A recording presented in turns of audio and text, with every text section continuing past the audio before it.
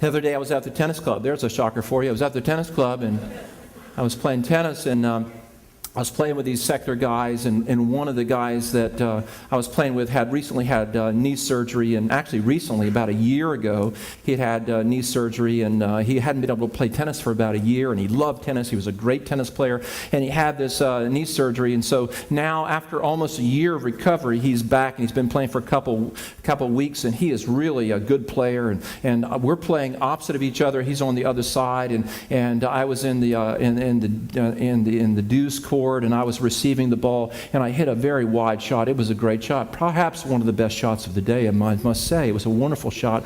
I hit this shot, and this guy who had just had knee surgery lunged for the ball, and he missed the ball. And as he lunged for the ball, his knee twisted, and he went down the ground, and he began to writhe in pain, and all of us gathered around him, and we looked at this poor guy, and we thought, oh, gosh, and he just came back from the surgery, and now it looks like he's out again. He looks like he's going to be really, really out. And so he was really hurting, and he couldn't hardly stand up. And we got all these people standing around, secular people. This is not a Christian tennis club. I could tell just from what they were saying on the tennis courts earlier that day. And all of a sudden, the Lord spoke to me. He said, and I don't mean an audible voice, just in my spirit, and my heart began to pound. He said, I want you to pray for this guy in front of all these people.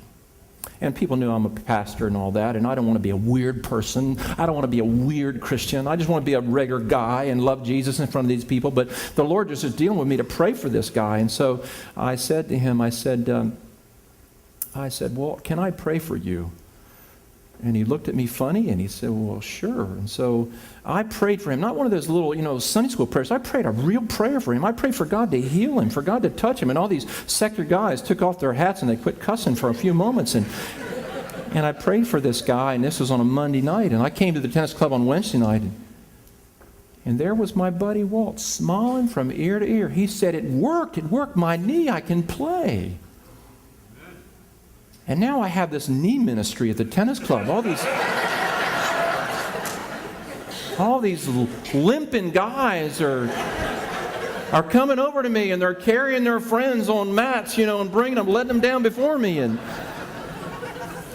I'm known as the knee preacher, praying for knees. I can tell you, I was so uncomfortable when the Lord asked me to do that with all those people there to pray in that sort of unusual place. But in that uncomfortable place was where Jesus manifested himself.